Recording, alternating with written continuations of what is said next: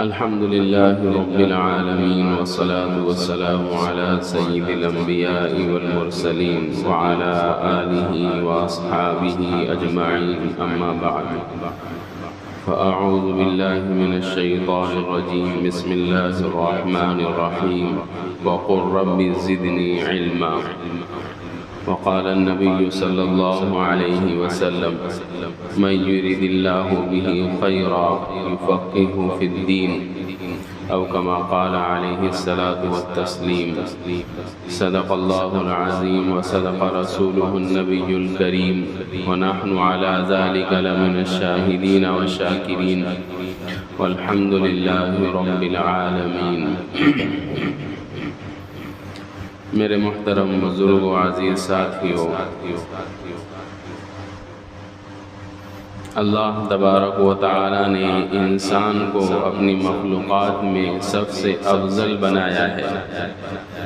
ہم کئی بار یہ بات سن چکے ہیں کہ انسان کو افضل بنانے کی وجہ قرآن کے اندر یہ بتلائی گئی ہے کہ انسان میں علم حاصل کرنے کی صلاحیت ہے۔ جب اللہ نے ابو البشر حضرت آدم علیہ السلام کو پیدا کرنے کا ارادہ کیا تو فرشتوں نے اللہ سے پوچھا اور عرض کیا کہ آپ ایسی مخلوق کیوں پیدا کرنا چاہتے ہیں جو زمین پر فساد پھیلائے گی، خوریزی کرے گی، آپس میں ایک دوسرے سے جھگڑے گی، ایک دوسرے کو قتل کرے گی؟ تو اللہ نے اس کا جواب یہ دیا تھا کہ جو میں جانتا ہوں وہ تم نہیں جانتے ہو۔ فرشتے خاموش ہو گئے۔ پھر اللہ نے حکیمانہ جواب دیا، وہ اس طور پر کہ اللہ نے آدم علیہ السلام کے سامنے کائنات کی چیزیں رکھی، اور ایک روایت میں ہے فرشتوں کو بھی ساتھ میں رکھا، چیزوں کے نام بتلائے۔ آدم علیہ السلام نے سیکھ لیا، فرشتے سیکھ نہ پائے۔ پھر اللہ نے آدم علیہ السلام کو حکم دیا کہ تم بتلاؤ ان چیزوں کے نام کیا ہے۔ وَعَلَّمَ آدَمَ الْأَسْمَاءَ كُلَّهَا، اللہ نے آدم علیہ السلام کو تمام چیزوں کے نام سکھلائے۔ فرشتوں سے کہا تم بتلاؤ، فرشتوں نے کہہ دیا سبحانک لا علم لنا الا ما علمتنا، آپ کی ذات پاک ہے، ہمیں کوئی علم نہیں سوائے اس کے جو آپ نے ہمیں سکھلایا ہے۔ آدم علیہ السلام سے کہا آپ بتلاؤ، آدم علیہ السلام نے ساری چیزوں کے نام بتلا دیے۔ مہر لگ گئی کہ اس کائنات میں سب سے افضل، سب سے اشرف، سب سے اعلیٰ مخلوق جو ہے وہ انسان ہے، اور اس کی افضلیت کی وجہ یہ بتلائی گئی کہ اس میں علم حاصل کرنے کا اللہ نے مادہ رکھا ہے۔ نبیوں کا سلسلہ چلا، آدم علیہ السلام سے حضرت محمد صلی اللہ علیہ وسلم تک یہ سلسلہ پہنچا۔ آدم علیہ السلام سے اللہ نے نبیوں کو بھیجنا شروع کیا، حضور صلی اللہ علیہ وسلم پر سلسلے کو ختم کیا، آپ کو نبی بنایا گیا، سارے عالم کی ہدایت، سارے عالم کو راہ راست پر لانا، سارے عالم کو جنت کا راستہ دکھانا، جہنم سے بچانا آپ صلی اللہ علیہ وسلم کے ذمے اور آپ کے سپرد ہوا۔ آپ نے مکے کے اندر اللہ کا پیغام شروع کیا۔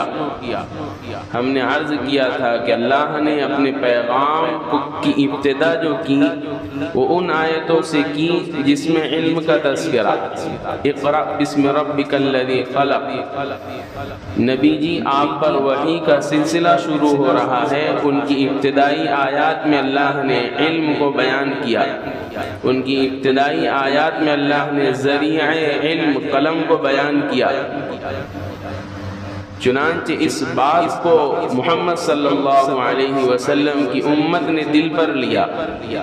آپ کے زمانے سے لے کر کچھ صدیوں پہلے تک حضرت محمد صلی اللہ علیہ وسلم کی امت اس فن کے اندر، علم حاصل کرنے کے اندر دنیا کے اندر سب سے آگے تھی۔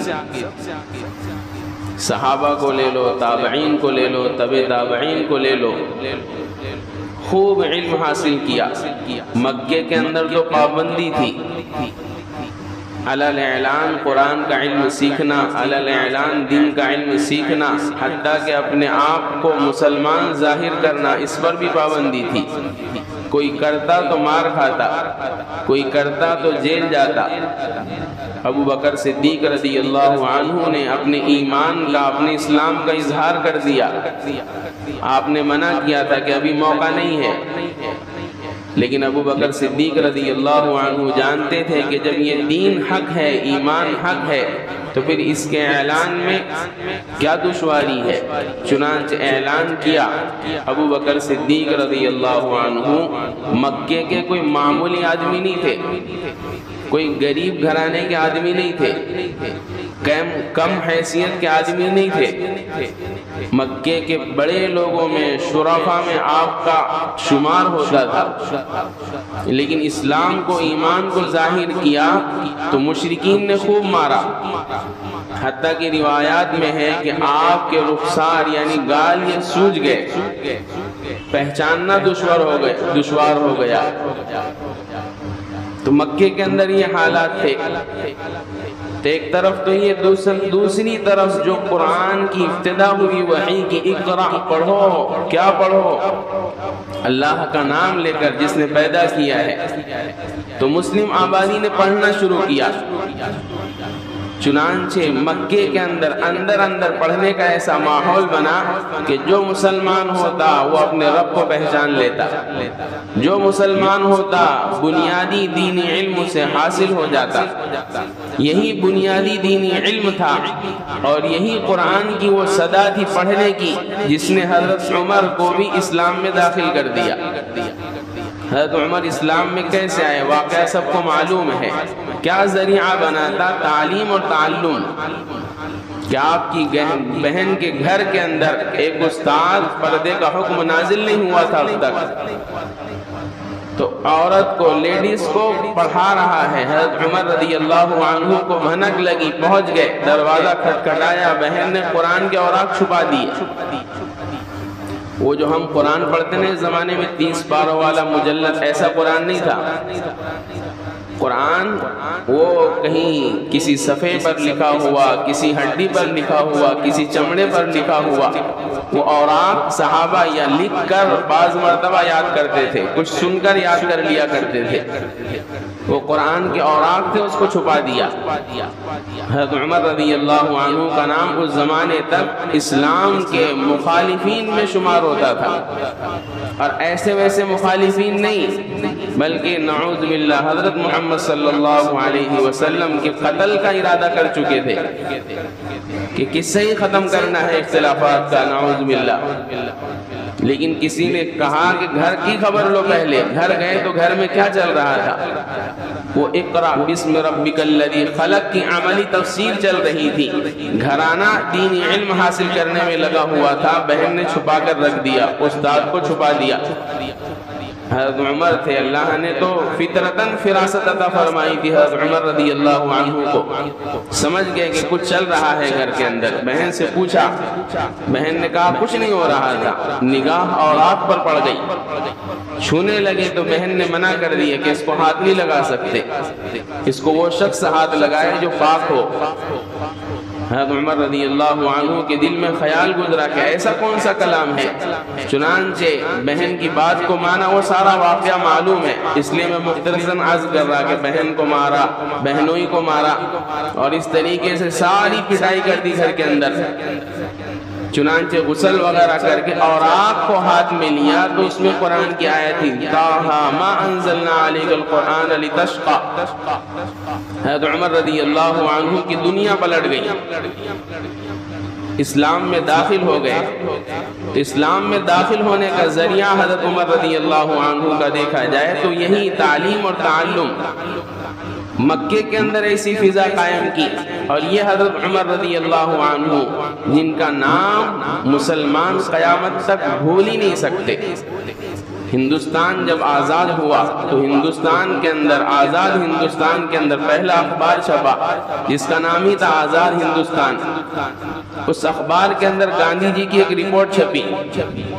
اس رپورٹ کے اندر انہوں نے لکھا تھا کہ اسلام میں ایک ہیرو ہے، اگر ہندوستان والے اپنے اس ملک میں امن سکون چاہتے ہیں، اطمینان چاہتے ہیں، تو اسلام کے اس ہیرو یعنی عمر بن خطاب رضی اللہ عنہ کے لا اور قانون پر عمل کریں۔ وہ عمر رضی اللہ عنہ کا قانون نہیں تھا، حضور سے سیکھا ہوا قانون تھا۔ آج بھی دنیا کے اندر جتنی ساری چیزیں چلتی ہیں حکومت چلانے کے اعتبار سے، اس میں اکثریت حضرت عمر رضی اللہ عنہ کے قوانین سے لیے ہوئے ہیں۔ تو وہ حضرت عمر رضی اللہ عنہ ہمیں یہ بتلانا ہے کہ تعلیم اور تعلم کا سلسلہ یہ مسلمانوں کی گٹھی میں پڑا ہوا تھا کہ سیکھنا ہے اور سکھانا ہے۔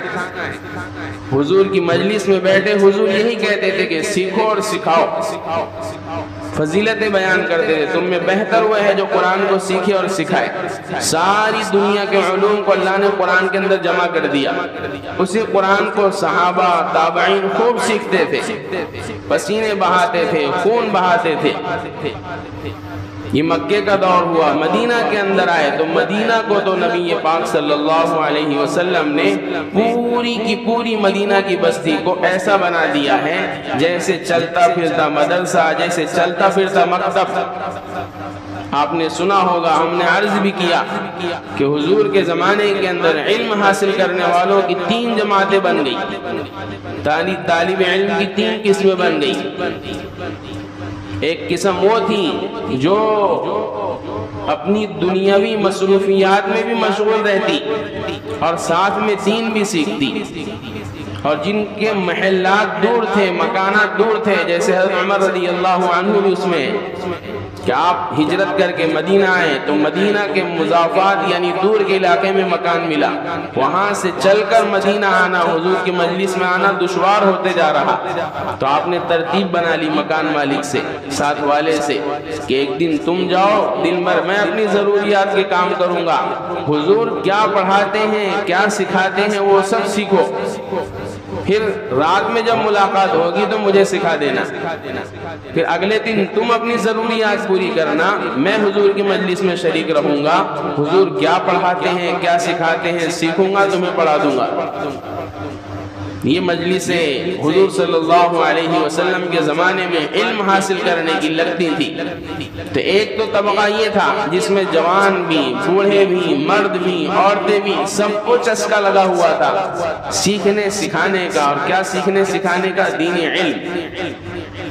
اس لیے کہ آپ صلی اللہ علیہ وسلم نے بتلایا تھا کہ آخرت کی کامیابی، حقیقی کامیابی، اللہ کی پہچان، رسول کی پہچان، یہ ساری کی ساری تمہیں حاصل ہوگی علم سے۔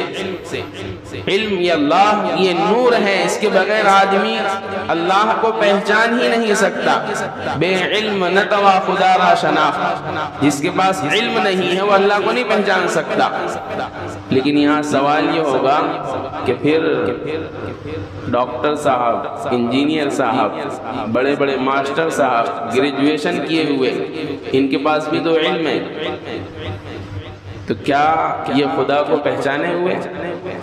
سب سے پہلے تو ڈاکٹر صاحب نے پہچان لینا تھا خدا کو، اس لیے کہ باڈی کا جو نظام ہے، باڈی کے اندر جو پارٹس اللہ نے بنائے ہیں، دماغ کا نظام جو چلایا ہے، نظروں کا نظام جو چلایا ہے، پیٹ کا نظام جو چلایا ہے، اس کے بعد ہاضمے کا جو نظام چلایا ہے، اس کو دیکھنے کے بعد تو دنیا کے اندر سب سے پہلے ڈاکٹر صاحب اسلام لانا چاہیے تھا۔ لیکن ہم دیکھتے ہیں جتنا بڑا سرجن اتنا اللہ سے دور، وہ کہتا ہے نیچرل چیز ایسا ہوتے رہتا۔ پتہ چلا کہ جو علم انہوں نے حاصل کیا ہے وہ اسلام کی نگاہ میں علم نہیں ہے، وہ اسلام کی نگاہ میں وہ والا علم نہیں ہے جس پر فضیلتیں ہیں۔ مولانا ابو الحسن علی میاں ندوی رحمۃ اللہ علیہ نے اپنی تحریرات میں لکھا ہے کہ اس کائنات کے اندر انسانیت سے سب سے بڑی جو غلطی ہوئی ہے وہ یہی ہوئی ہے کہ انہوں نے اپنے رب کو پہچاننا بند کر دیا۔ سب سے بڑی غلطی، سارے اختلاف، سارے اختلاف، سارے جھگڑوں کی جڑ یہاں سے پیدا ہوتی کہ جو پیدا ہوا ہے وہ اپنے پیدا کرنے والے کو نہ پہچانے۔ اگر سب پہچان لیتے اختلاف ختم ہو جاتا۔ بہرحال اللہ کو منظور ہی یہی تھا، لیکن انسانیت سے جب یہ غلطی ہوئی، کچھ انسانوں نے یہ کہہ دیا کہ ہمارا خالق نعوذ باللہ اللہ نہیں ہے، تو پھر اب وہ مسلمانوں کے مخالف ہو گئے۔ تو سب سے بڑا علم یہ ہے کہ جو پیدا ہوا ہے وہ یہ پہچان لے کہ مجھے اللہ نے پیدا کیا ہے۔ اس زمانے کا سب سے بڑا علم یہ ہے، اس لیے اقرا بسم ربک الذی خلق ہے، اس رب کا نام لے کر پڑھو جس نے تمہیں پیدا کیا ہے۔ تو تعلیم اور تعلم اس کا ماحول بنا ہوا تھا۔ مدینہ کے اندر پوری بستی یہ یا تو معلم تھی یا متعلم، کچھ سیکھنے والے یا سکھانے والے، اس میں سب برابر۔ تو اللہ ترقیوں سے نواز رہا تھا۔ مسلمانوں کے پاس چھوٹی سی بستی تھی، مکہ کے اندر جگہ ہی نہیں تھی، مدینہ کے اندر جگہ ملی، یہ علم حاصل کرانا چالو ہے، بڑھتے جا رہی ہے۔ علم سے معرفت اللہ کی حاصل ہو رہی ہے، علم سے اللہ کے احکامات معلوم ہو رہے ہیں، اس پر عمل ہو رہا ہے، دوسروں تک اس کو پہنچایا جا رہا ہے، ساری دنیا میں دین پھیلتا چلا گیا۔ اور ایسے نہیں حاصل کیا علم۔ ہمارے زمانے کے اندر ایک غلطی جو مسلمانوں سے ہو رہی ہے وہ یہ بھی ہے کہ علم دین کے لیے محنت اور مجاہدے کا شوق ختم ہو گیا۔ علم دین کے لیے، علم دنیا کے لیے نہیں، علم دین کے لیے۔ اس لیے کہ جو پہلے ڈاکٹر بنا ہے اس سے جا کر پوچھو گے تو بتلائے گا کہ میں کس حال میں میرے والدین نے مجھے ڈاکٹر بنایا، ڈاکٹر کے بچے سے نہیں۔ پہلے ماسٹر سے پوچھو گے تو وہ بتلائے گا کس حال میں میرے والدین نے مجھے ماسٹر بنایا۔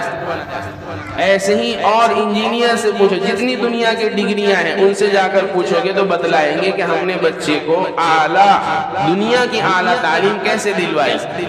تو دنیا کی تعلیم کے لیے محنت، مجاہدہ، مشقت، قربانیاں، اس کا شوق تو ہے، لیکن دینی علم کے لیے قربانی دینا، محنت کرنا، مجاہدہ برداشت کرنا، تکلیفیں برداشت کرنا، اس کا مزاج امت سے ختم ہو گیا۔ اور ایسا ختم ہوا کہ اب امت اس کو نعوذ باللہ فضول سمجھنے لگی۔ جس علم پر وقت کے نبی نے جنت کی بشارت دی ہے، جس علم کے حاصل کرنے پر 1000 رکعتوں سے زیادہ افضل جس علم کو قرار دیا کہ تم 1000 رکعتیں نفل ایک طرف، دین کا ایک مسئلہ حاصل کرنا ایک طرف، جس علم کی مجلس میں مدینہ کے اندر مسجد نبوی کے اندر 2 حلقے لگے ہوئے ہیں، ایک حلقہ ذکر و اذکار میں لگا ہوا ہے، دوسرا حلقہ تعلیم اور تعلم میں لگا ہوا ہے، سیکھ رہا ہے، سکھا رہا ہے۔ حضور نے ایک حلقے کی تائید کی کہ تم بھی اچھا کام کر رہے ہو، دوسرے حلقے میں بذات خود جا کر بیٹھ گئے، یہ پیغام دیا کہ میرے نزدیک یہ بھی کام اچھا ہے لیکن افضل اور بہتر یہ سیکھنا اور سکھانا۔ تو جس علم کی اتنی فضیلت، آج امت اس علم کو فضول سمجھ رہی ہے۔ فضول کا مطلب بیکار، کوئی فائدے کی چیز نہیں ہے۔ یہ حال امت کا ہو گیا۔ اور جب دینی علم جس پر بشارتیں ہیں، جس پر جنت ہے، جس پر جہنم سے بچاؤ ہے، جس سے اللہ کا قرب حاصل ہوتا ہے، جب امت اس کو فضول سمجھے گی تو اللہ کی طرف سے ایسے ہی عذابات آئیں گے، ذلت کے، رسوائی کے، در در ٹھوکریں کھانے کے۔ لوگ غلط فہمی میں ہیں کہ ہمارے یہاں پڑھے ہوئے نہیں، بہت پڑھے ہوئے، ترقی کیوں نہیں مل رہی ہے؟ جو علم مطلوب تھا اس کو حاصل نہیں کرتے، دینی علم۔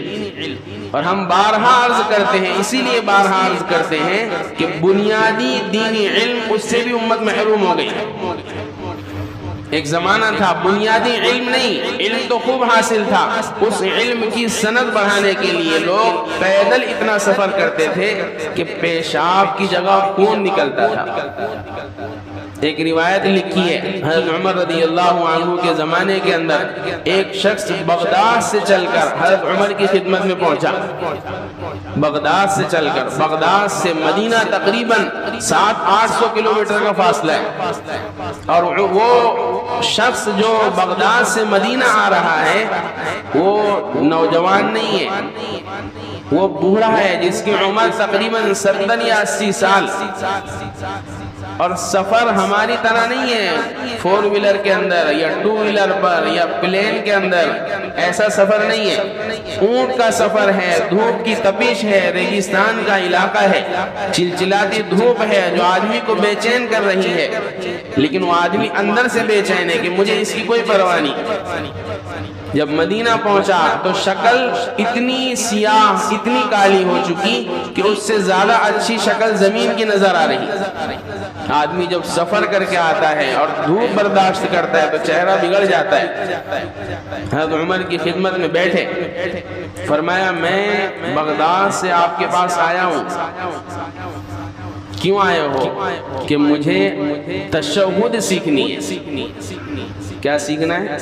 التحیات للہ، یہ سیکھنا ہے. یہ سننا تھا کہ حضرت عمر رضی اللہ عنہ کے آنکھوں سے آنسو جاری ہو گئے کہ یہ علم کا متوالا فوراً فرما دیا کہ مجھے اللہ سے امید ہے کہ اللہ تمہیں قبر کا عذاب نہیں دیں گے، اللہ تمہاری مغفرت کر دیں گے.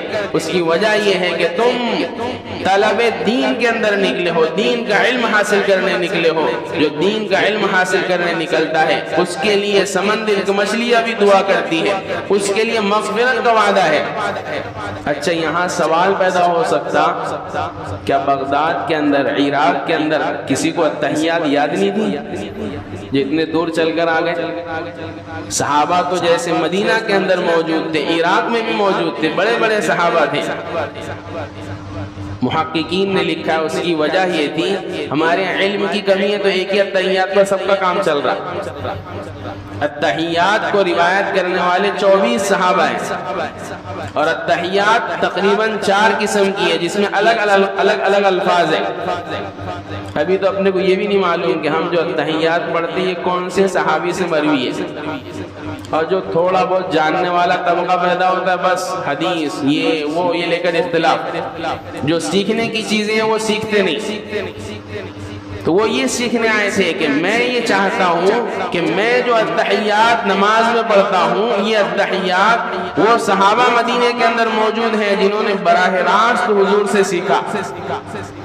ایک التحیات حضرت عبداللہ ابن مسعود سے مروی ہے، ایک التحیات حضرت عبداللہ ابن عباس سے مروی ہے، ایک التحیات حضرت عائشہ رضی اللہ عنہا کی ہے، ایک التحیات حضرت جابر رضی اللہ عنہ کی ہے. اس کے الفاظ تھوڑے سے مختلف ہیں.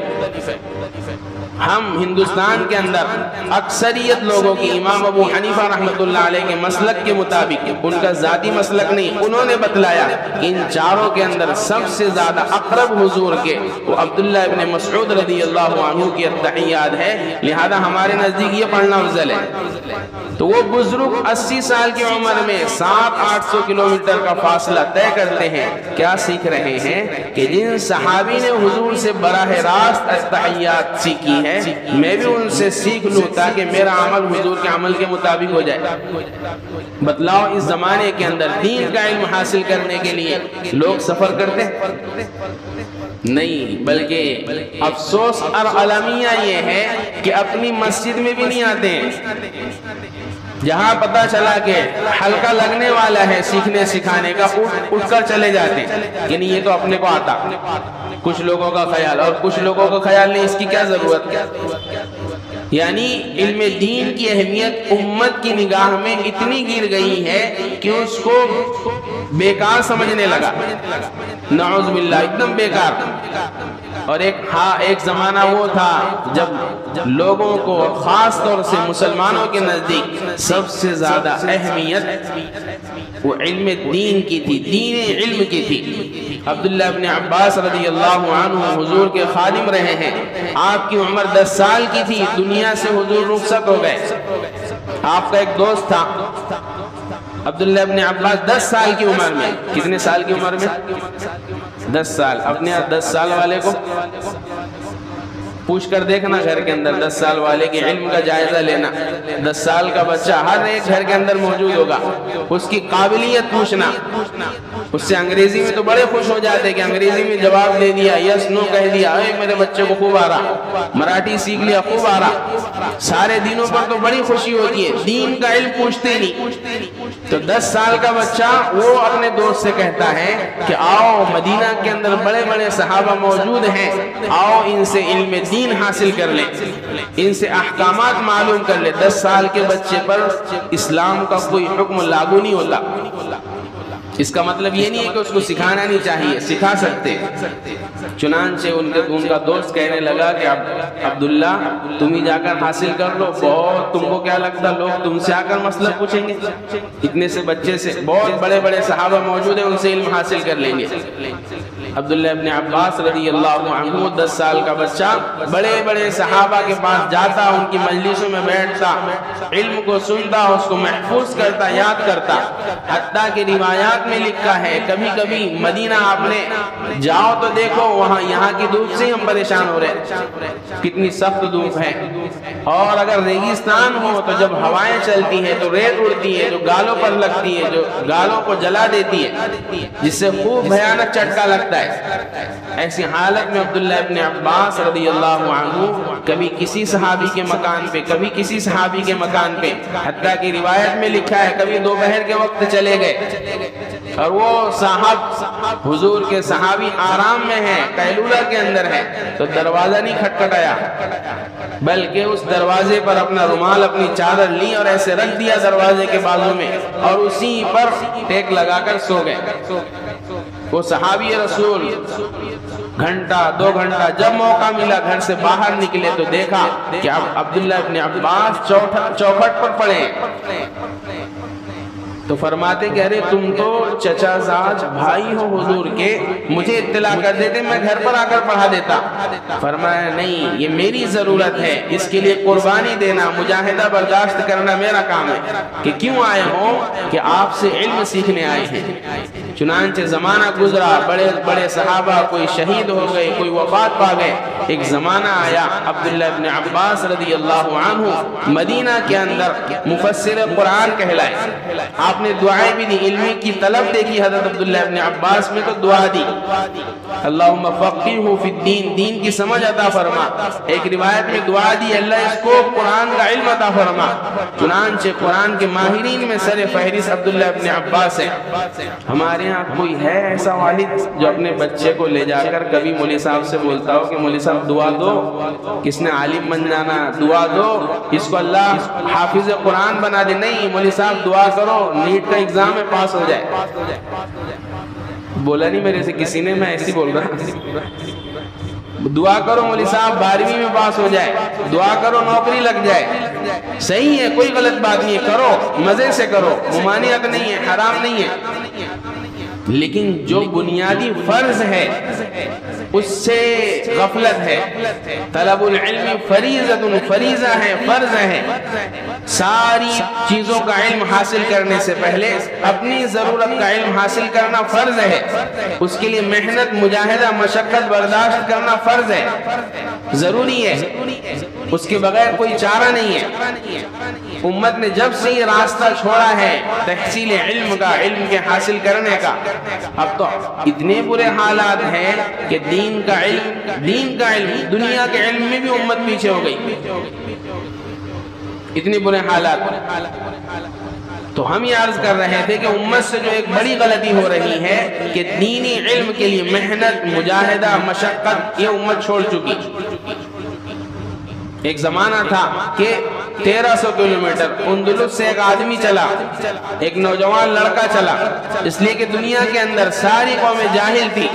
نبی پاک صلی اللہ علیہ وسلم نے اپنے علم سے سیراب کیا اور دنیاوی علوم سے بھی منع کیا نہیں. تو ایک زمانہ ایسا آیا کہ مسلمانوں کے پاس دونوں علم جمع ہو گئے, دینی علم کے امام بھی مسلمان, دنیاوی علم کے امام بھی مسلمان. تو ساری دنیا کو مسلمانوں کے پاس آنا پڑتا. تو وہ مسلمان اندلس سے نکلا, ایک کونے سے نکلا, پتہ چلا کہ اس دنیا کے اندر حدیث کا بڑا امام کون ہے. کسی نے بتلایا کہ امام احمد ابن حنبل رحمت اللہ علیہ، یہ زمانہ آپ کی قید کا تھا۔ اچھا یہاں پر رک کر قید امام احمد ابن حنبل بڑے امام، وقت کے بادشاہ نے غالباً اس کا نام واسق ملا، اس نے قید کر دیا، امام صاحب کو جیل میں ڈال دیا۔ یہ معلوم ہونا چاہیے امت کو، لیکن یہ نہیں معلوم رہتا۔ اسلام کے خاطر نبیوں سے لے کر صحابہ سے لے کر تابعین سے لے کر وقت کے بڑے بڑے بزرگان دین نے اسلام کی خاطر کیا قربانیاں دی ہیں، امت کو اس کا بھی علم باقی نہیں رہا۔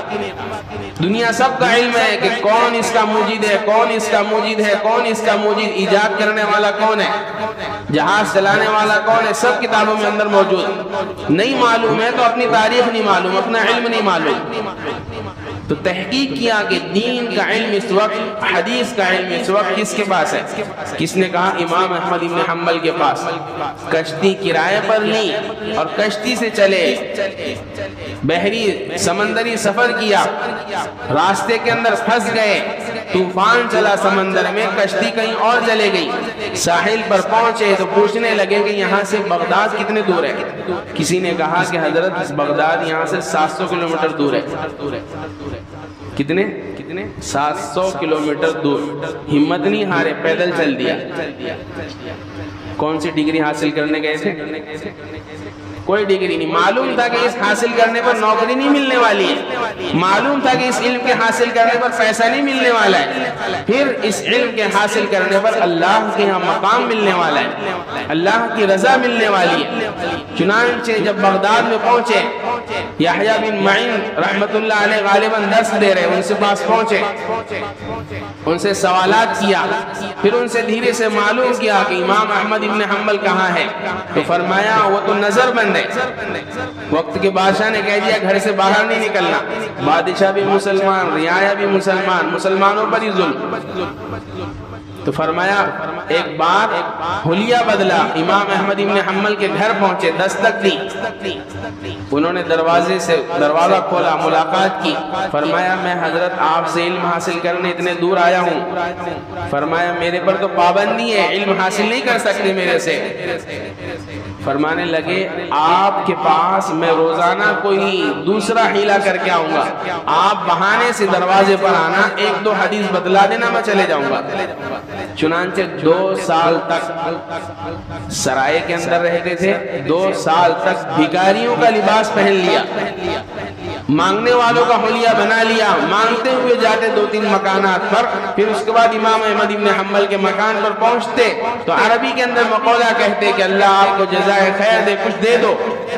مانگنے والے ایسے کہتے ہیں۔ امام احمد ابن حنبل آواز پہچان لیتے، دروازے پر آتے، 2 یا 3 حدیثیں بتلاتے، وہ بندہ 2-3 حدیثیں یاد کرتا چلے جاتا۔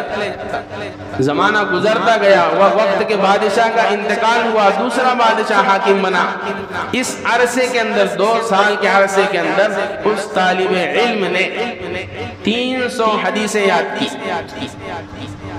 علم دین کے لیے محنت، میرا بتلانے کا مقصد یہ کہ علم دین کے لیے محنت، کوئی دنیا کی محنت نہیں، کوئی دنیا کا مال کمانا مقصود نہیں، کہ وہ حدیث پیارے رسول اللہ صلی اللہ علیہ وسلم کی، وہ اللہ کا کلام قرآن، اس کی تفسیر۔ ایک امام غالباً علامہ سرخسی رحمت اللہ علیہ، ان کو بادشاہ نے قید کر دیا، کنویں کے اندر قید کر دیا۔ شاگردوں کا جمگٹا تھا، بہت سارے شاگرد تھے کہ ہمیں تو اپنے استاد سے علم حاصل کرنا ہے، کہ علم حاصل کرنے کی ممانعت نہیں، لیکن تمہارے استاد رہیں گے جیل میں۔ ہاں ابھی دیکھ رہے ہیں نا، ہمارے زمانے میں بھی بڑے بڑے علماء جیل میں چلے جاتے، کیوں؟ حکومت ناجائز مقدمات ٹھوک دیتی، جیل میں چلے جاتے۔ مولانا کلیم صدیقی صاحب کی مثال سب کی، لیکن پڑھانے والے وہ کہیں باز نہیں آتے، اس لیے کہ ان کا مقصد پیسہ کمانا نہیں ہے، ان کا مقصد اللہ والے علم سے، اللہ والے علم سے جو اللہ نے علم نازل کیا ہے، اس سے ساری انسانیت کو فیض پہنچانا ہے۔ تو وہ علامہ سرخسی رحمت اللہ علیہ کنویں کے اندر قید ہے، طلبہ کنویں کی منڈیر پر آتے اور فرماتے حضرت جی کچھ پڑھا دو، استاد کنویں سے آواز لگاتا اور بچے وہیں سے علم حاصل کرتے قرآن کا، اور وہ علم ایسے حاصل کیا کہ آگے چل کے ایک کتاب چھپی جس کا نام پڑا المبسوط، اور جس کو لکھا ہے 80 جلدوں کے اندر۔ ہمارے ہم سمجھتا نہیں شاید جلد کس کو بولتے، کیا رہتا، اس لیے کہ دور ہو گئے نا ہم ساری چیزوں سے۔ 80 بک بنی اس کی اتنی موٹی موٹی، قرآن کی تفسیر 25 جلدوں کے اندر سورہ فاتحہ کی تفسیر استاد پڑھا رہا کہاں سے؟ کنویں کے اندر سے پڑھا رہا ہے، اور مسلمانوں کے بچے کنویں کے منڈھیر پر سیکھ رہے ہیں۔ علامہ ابن تیمیہ رحمۃ اللہ علیہ کو جیل ہو گئی، شاگرد رونے لگا کہ حضرت میں تو آپ سے سیکھتا تھا، اب کیا ہوگا؟ بادشاہ کے پاس گیا، خوب رویا۔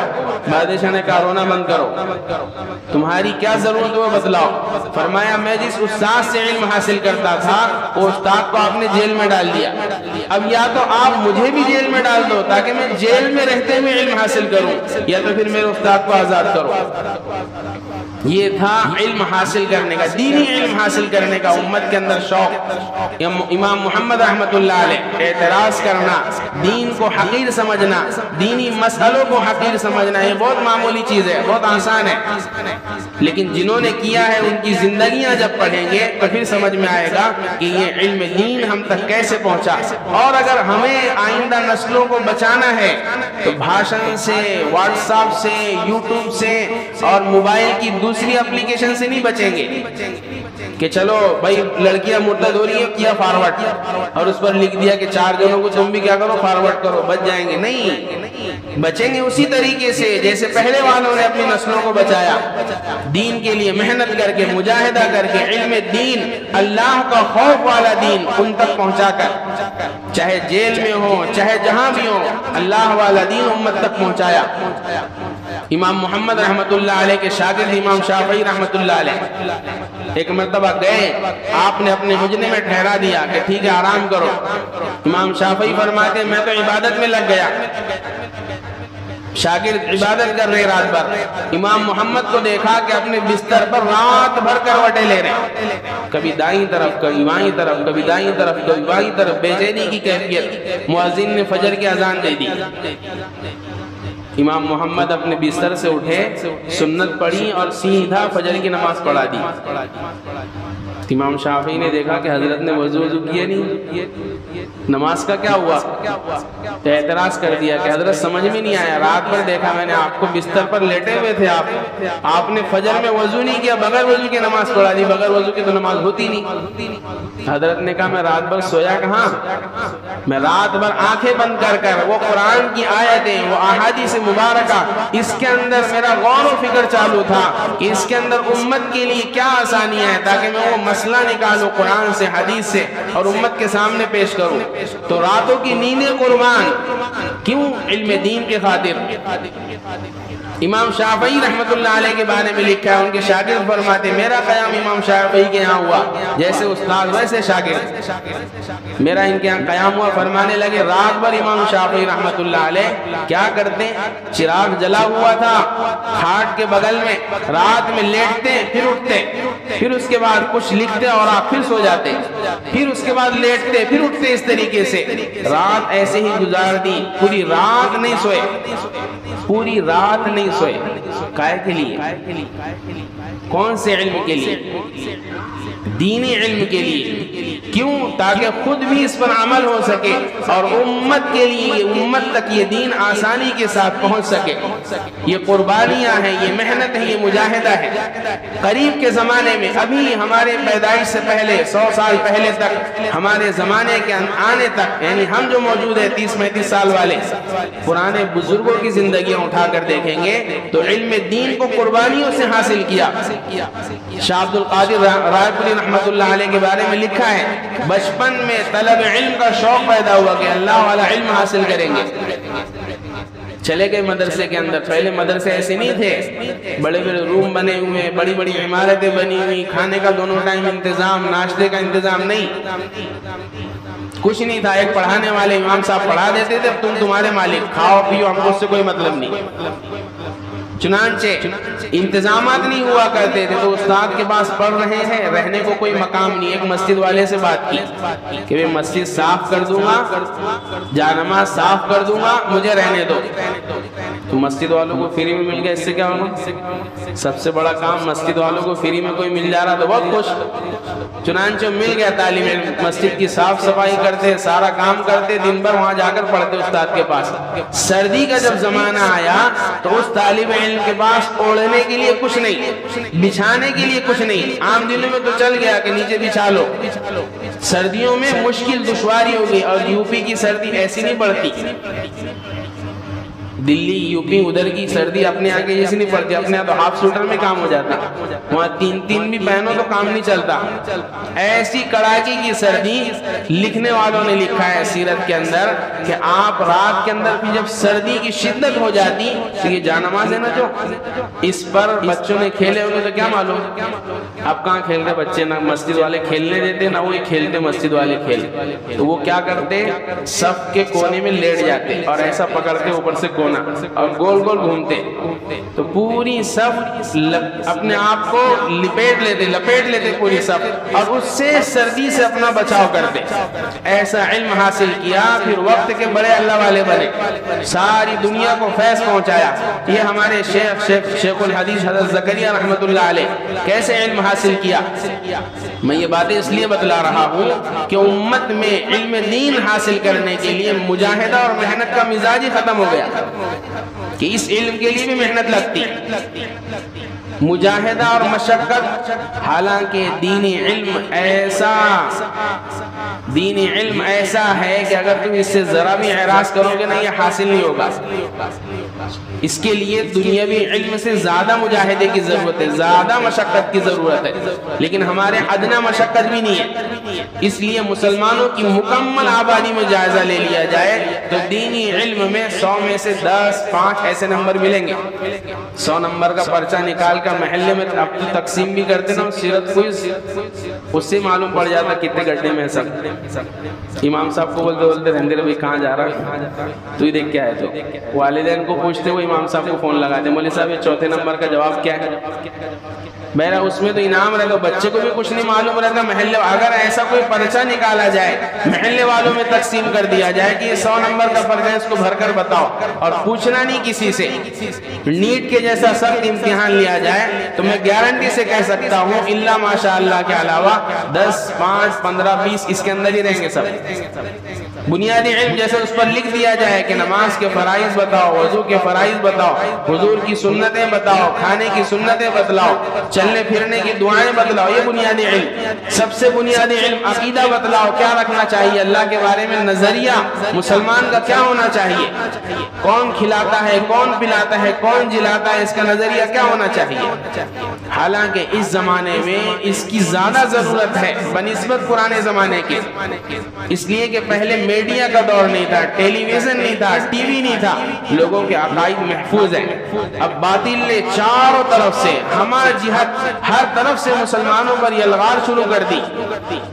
مولانا علی میاں رحمت اللہ علیہ لکھتے ہیں کہ ہمارے زمانے میں، ان کے زمانے میں یعنی ٹی ویوں پر رامائن چلائی جاتی تھی تو حضرت ایسے نہیں تھے کہ کونے میں بیٹھ گئے، ساری دنیا کی خبر کہ ٹیلی ویژن والے کیا دکھا رہے، تو رامائن چلا کر اس میں دکھلا، تم نے بھی دیکھے ہوں گے بچپن کے اندر بھاگتے تھے بچے ٹی وی والے کے ہاں، اس میں کردار دکھائے جاتے ہیں، اس میں کردار دکھا کر ذہن سازی بچوں کی جاتی ہے کہ مسلمانوں کا یا پھر انسانیت کا معبود یہ ہے۔ اب اس کی جدید شکل میڈیا والوں نے اپنائی ہے، فلموں کے ذریعے مسلمانوں کا اور دوسری اقوام کا دماغ مائنڈ یہ بالکل غلط راستے پر، اسی کو اسلام میں عقیدے کی محنت کہتے ہیں کہ مسلمانوں کے نظریات کو ان تمام چیزوں سے بچانا، تو اس کی تیاری بچپن سے کرنا پڑتی ہے کہ مسلمانوں کا بچہ بچپن سے اس کا نظریہ اللہ کے بارے میں، اس کا نظریہ اسلام کے بارے میں، اس کا نظریہ رسول اللہ کے بارے میں بالکل محفوظ ہو۔ مٹانے والے کتنی کوشش کر لیں مٹا نہ سکے۔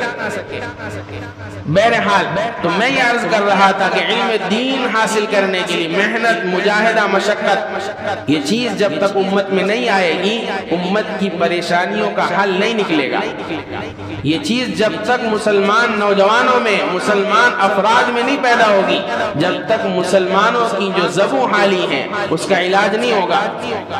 اس لیے علماء نے اس کو سمجھا تھا کہ علم دین نجات دلانے والا ہے، اس کے دلائل قرآن سے موجود ہے، اس کے دلائل حدیث سے موجود ہے، اس کے دلائل سیرتوں سے موجود ہے کہ جب امت قربانی دے گی علم دین حاصل کرنے کے لیے، اس کے لیے محنت اور مجاہدہ کرے گی تو ان کی نسل باقی رہے گی۔ آج ہم اسلام پر قربانی دینا، اسلام کی بقا کے لیے قربانی دینا، اسلام کو پھیلانے کے لیے قربانی دینا، یہ چیزیں ہم سے نکل گئی ہے۔ ارتداد کی تیز ہوائیں پھیلنے لگی ہیں، نظریات ڈگمگانے لگے ہیں، بنیادی علم معلوم نہیں ہے، اللہ کا خوف خشیت معلوم نہیں ہے۔ جب آدم علیہ السلام کو اللہ نے دنیا میں بھیجا، قُلْنَا اهْبِطُوا مِنْهَا جَمِيعًا، اللہ نے فرمایا تم سب نکل جاؤ، زمین پر اتر جاؤ۔ پھر اس کے بعد ایک حکم دیا فَإِمَّا يَأْتِيَنَّكُم مِّنِّي هُدًى، اب تم دنیا میں رہو، اس کے بعد تمہارے پاس میری طرف سے حکم آئے گا، ہدایت نامہ آئے گا، کبھی نبی کی شکل میں، کبھی کتاب کی شکل میں، کبھی دعوت کی شکل میں، کسی بھی شکل میں تمہارے پاس میری طرف سے ہدایت نامہ آئے گا۔ فَإِمَّا يَأْتِيَنَّكُم مِّنِّي هُدًى، پھر کیا ہوگا فَمَن تَبِعَ هُدَايَ، جو میری اس ہدایت کی، میرے نبی کی لائی ہوئی کتاب کی پیروی کرے گا، نبی کی لائے ہوئے دین کے مطابق چلے گا، فمن تبع ہدایا، ایک قرآن کی آیت میں فلا خوف علیہم ولا هم يحزنون، زمانہ لاکھ کوششیں کر لے اس کو نہ کوئی خوف ہوگا نہ وہ غمگین ہوں گے۔ کون؟ اس ہدایت نامے پر عمل کرنے والے۔ ہماری زمانے کا ہدایت نامہ وہ اللہ کا بھیجا ہوا دین اسلام ہے۔ دوسری جگہ اللہ فرماتے ہیں فَمَن تَبِعَ هُدَايَ فَلَا يَضِلُّ وَلَا يَشْقَى، کہ جو اس ہدایت نامے پر عمل کرے گا، نبی کی سیرت پر عمل کرے گا، نبی کے لائے ہوئے دین کو حاصل کرے گا، مکمل اسلام کا علم حاصل کر کے اس پر چلے گا، فَلَا يَضِلُّ وَلَا يَشْقَى، گمراہ بھی نہیں ہوگا۔ گمراہ ہمارے یہاں گمراہی جس کا دوسرا نام ارتداد، لوگ پوچھ رہے ہیں مرتد کیوں ہو رہے ہیں، اس کا جواب بھی اسی میں۔ وہ ہدایت نامہ جو اللہ نے دیا تھا اس کو جو چھوڑے گا وہ مرتد ہو جائے گا، اس سے جو اعراض کرے گا وہ مرتد ہو جائے گا۔ وَمَنْ أَعْرَضَ عَنْ ذِكْرِي فَإِنَّ لَهُ مَعِيشَةً ضَنْكًا، جو میرے ذکر سے، وہ ہدایت نامے سے اعراض کرے گا میں اس کی دنیا بھی تنگ کر دوں گا، آخرت میں جب اٹھے گا تو اس کو اندھا اٹھاؤں گا۔ جتنے لوگ اسلامی احکامات سے اعراض کرتے ہیں کل قیامت کے دن ان سب کو اللہ اندھا اٹھائے گا، نابینا اٹھائے گا۔ قال ربی لما حشرتنی اعمی، وہ کہے گا میرے پروردگار تو نے مجھے اندھا کیوں اٹھایا؟ تو اللہ کہیں گے میری آیات، میرے احکامات، میرا علم، میرا دین سب کچھ تیرے پاس پہنچا تھا، تو بھی ان سب کو دیکھ کر ایسے ہو گیا تھا کہ یہ فضول کام ہے، تو نے بھی تو اعراض کیا تھا نا، اندھا بن گیا تھا، کوئی بات نہیں ہے، دین کا علم ہے، کوئی بات نہیں، اس سے حاصل کرنے سے کچھ نہیں ملنے والا، تو نے بھی اعراض کیا تھا احکام دین سے، تو نے بھی اعراض کیا تھا علم دین سے، تو نے بھی اعراض کیا تھا شریعت سے، اس لیے آج تو بھی اندھا اٹھایا جائے گا۔ تیرے اندھا اٹھانے کی وجہ یہ دنیا میں ہم دیکھنے والے، اللہ ہم سب کی حفاظت فرمائے، پتہ نہیں قیامت کے دن اعراض قرآن کی وجہ سے، اعراض حدیث کی وجہ سے، اعراض علم دین کی وجہ سے کہیں اللہ ہم کو اندھا نہ اٹھائے۔ تو اس لیے ایک چیز جو امت میں پیدا کرنی ہے یا خود میں پیدا کرنی ہے وہ یہ ہے کہ علم دین کے لیے محنت، علم دین کے لیے مجاہدہ، علم دین کے لیے مشقت، خود بھی اپنے اولاد پر بھی، کہ یہ دین والذین جاہدوا فینا لنہدینہم سبلنا، دین کا علم، دین کے احکامات، یہ ساری چیزیں مجاہدے کے ساتھ لگی ہوئی ہیں۔ ادنا سی بات ہے، ایک دم بالکل ادنا درجے کی، دنیا کا معمولی علم دنیا کا معمولی علم جس پر آخرت میں کوئی بشارت نہیں ہے، جب وہ بغیر محنت مجاہدے مشقت کے نہیں آ سکتا تو دین کا علم کیسے آ سکتا ہے؟ دین کا علم بھی مجاہدہ چاہتا ہے، مشقت چاہتا ہے۔ تو امت میں یہ چیز ختم ہو گئی، نہیں آتا نا میرے کو کوئی بات نہیں، کیا ہو جائے گا؟ نہیں، بہت خطرناک ہے۔ جب مرو گے اور نہیں آئے گا پھر سمجھ میں آئے گا کہ یہ کیا ہو گیا میرے ساتھ۔ اللہ کے نبی صلی اللہ علیہ وسلم کی حدیث ہے، قیامت کی علامتوں میں سے ان من اشراط الساعۃ، قیامت کی علامتوں میں سے 4 باتیں آپ نے بتلائی۔ یرفع العلم، علم اٹھ جائے گا، علم کو اٹھا لیا جائے گا، اور شراب کھلم کھلا پی جائے گی، زنا عام ہو جائے گا، پھیل جائے گا۔ یہ علامتیں بتلاؤ، زنا عام، شراب عام، علم اٹھا لیا گیا۔ کیسے بڑے بڑے علماء دنیا سے رخصت ہو رہے ہیں، ہم میں بتاؤ پورے محلے کے اندر کوئی ایک طالب علم دین کا ایسا بتلا دو جو دین کے لیے محنت ایسی کر رہا ہے کہ لوگ اس کی مثالیں دے رہے ہیں۔ نہیں، لوگوں سے دینی علم کی بالکل پرواہ ہی ختم ہو گئی، ایک تڑپ وہ بھی ختم ہو گئی۔ ایک زمانہ تھا 10-20 سال پہلے، علماء سنایا کرتے تھے کہ جو حافظ قرآن بنائے گا اس کے والدین کو سورج سے، ایک روایت میں سورج کے مثل اور ایک روایت میں سورج سے زیادہ روشن تاج پہنائیں گے، کل قیامت کے دن اللہ اس کو جوڑا پہنائیں گے۔ والدین خوش ہو جاتے تھے۔ چنانچہ کوئی اپنے بچے کو عالم بنا رہا، کوئی حافظ بنا رہا، کوئی دین کا علم حاصل کرا رہا، معلوم ہے کہ اس پر کچھ نہیں ملنے والا، بلکہ حقیقت میں دیکھا جائے مولانا عبید اللہ سندھی رحمۃ اللہ علیہ جنگ آزادی کے ہیرو گزرے۔ پہلے غیر ایمان والے تھے، ہندو مذہب کو ماننے والے تھے، اللہ نے اسلام کی دولت سے نوازا، پوری ہندوستان میں مسلمانوں کی انگریزوں کے خلاف کایا پلٹ دی، مسلمانوں کے لیے خوب محنت مجاہدہ مشقت۔ ان کا قول ہے، میں اس بات پہ سے عرض کر رہا ہوں کہ یہ علم اسی نیت سے سکھاؤ کہ اگر اس کو نہیں بھی کچھ آتا نا تو چونکہ ہم نے کئی مرتبہ عرض کیا اور اللہ عقیدہ ہے مومن کا کہ کھلانا پلانا رزق جب ماں کے پیٹ میں ہے اولاد تبھی لکھ دیا گیا۔ یہ ڈگریوں سے مال کمانے کا جو شوق ہے نا، یہ شرک ہے۔ ڈگریوں سے ہے نا، ڈگری ملیں گی تو مال کمائیں گے۔ اس میں اگر پرانے زمانے میں چلے جائیں، سورہ کہف کا مطالعہ کریں، ہم نے کئی مرتبہ عرض بھی کیا یہ واقعہ، تو وہ یہی مشرک تھا کہ ڈگری ملے گی، بڑی پوز ملے گی تو مال ملے گا۔ یہ اللہ کے ساتھ شرک ہے۔ تم نے نعوذ باللہ اللہ کے ساتھ شرک کر لیا کہ مجھے ڈگری کھلاتی ہے۔ تو اللہ ماں کے پیٹ میں جب اولاد ہے جب ہی اس کا رزق لکھ دیا گیا، کتنا کھائے گا، کتنا کمائے گا، روزی لکھ دی گئی، اس سے کم زیادہ نہیں ملنے والی۔ کتنے لوگ ابھی دیکھ، کتنے لوگ دنیا سے رخصت ہوتے ہیں، حدیث میں ہے کہ وہ اپنی روزی کھائے بغیر مر ہی نہیں سکتا، مر ہی نہیں سکتا جب تک وما من دابۃ فی الارض الا علی اللہ رزقها، پوری کائنات میں جتنے جاندار ہیں سب کا رزق اللہ کے ذمے ہے، اللہ کھلائیں گے۔ تو میں عرض کر رہا تھا آخری بات، مولانا عبید اللہ سندھی رحمۃ اللہ علیہ وہ فرمایا کرتے تھے کہ اللہ ان علماء کو جزائے خیر دے جنہوں نے ایسے علماء پیدا کیے جن کو دنیا کا کچھ نہیں آتا تھا۔ اگر جن کو دنیا کا آتا تھا وہ تو دنیا کے ہو گئے، جن کو دنیا کا آتا تھا وہ دنیا کے ہو گئے، اور جن کو دنیا کا آتا ہی نہیں تھا ان کو کچھ بچے ہی نہیں، تو ان کے پاس بچا تھا ممبر اور محراب اور مدرسے اور مکتب، چنانچہ وہ بیٹھ گئے۔ اور وہ جب بیٹھ گئے تو میں اور آپ اور ہمارے آبا و اجداد ان کا ایمان محفوظ ہو گئے، اس لیے کہ ان کو آتا ہی نہیں تھا دنیا کا۔ دنیا نہیں کھلانے والی ہے، کھلانے والی ذات اللہ کی ہے۔ یہاں پر میں یہ بھی عرض کر دوں کہ ہمیں دنیاوی علوم سے کوئی گلہ نہیں ہے، کوئی شکوہ نہیں ہے۔ ہم تو یہ عرض کرنا چاہتے ہیں کہ دینی علم پر امت آئے، دینی علم کے لیے اپنے نسلوں کو قربان کرنے کا جذبہ رکھے۔ اگر یہ نہیں ہوگا تو پھر ہم دنیا سے رخصت ہو جائیں گے۔ کل قیامت میں جب اولاد سے ملاقات ہوگی تو پتہ چلے گا کوئی عیسائی ہے، کوئی یہودی ہے، کوئی غیر ایمان والا ہے.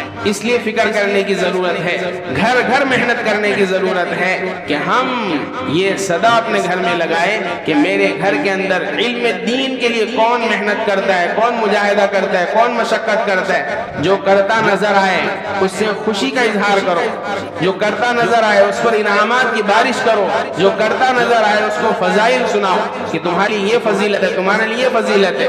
آج دنیا گھروں کے اندر بیٹھے بیٹھے ہم اولاد کو سکھاتے ہیں کیا بیٹا 12ویں نہیں پڑھے گا تو کیا کمائے گا، ڈگری نہیں ملے گی تو کیا. گھروں سے اس کی تشکیل ہوتی ہے. یہ تشکیل نہیں ہوتی گھر سے کہ بیٹا اگر علم کا دین کا علم حاصل نہیں کرے گا تو نہ دنیا بن پائے گی نہ آخرت بن پائے گی. ومن اعرض عن ذکری، صاف اعلان ہے قرآن کا، جو میرے ذکر سے اعراض کرے گا. دینی علم کیا ہے؟ اللہ کا حکم معلوم کرو، نبی کا طریقہ معلوم کرو، اخلاص کا طریقہ معلوم کرو، یہ دینی علم ہے. تو جو اس سے اعراض کرے گا، اللہ کا صاف اعلان ہے من اعرض عن ذکری، رہنے دو اس کے پاس بڑی ڈگری، فإن له معیشۃ ضنکا، اس کی معیشت تنگ کر دیں گے، اس کی زندگی تنگ کر دیں گے، اس کی زندگی سے سکون چھین لیں گے. صحابہ نے کیا حاصل کیا تھا؟ علم دین حاصل کیا تھا. کہیں بھی چلے جاتے تھے، کسی بھی حال میں رہتے تھے، زندگیوں میں سکون رہتا تھا. تو سکون کی تلاش کے لیے بھی طلب علم، دین کا علم ضروری ہے. اللہ سے دعا کرے کہ اللہ تبارک و تعالی ہم سب کو علم دین کی محنت کرنے کے لیے، علم دین کو پھیلانے کے لیے، علم دین کے حاصل کرنے کے لیے محنت اور مجاہدہ اور مشقت برداشت کرنے کی توفیق عطا فرمائے. غلطی کوتاہی کو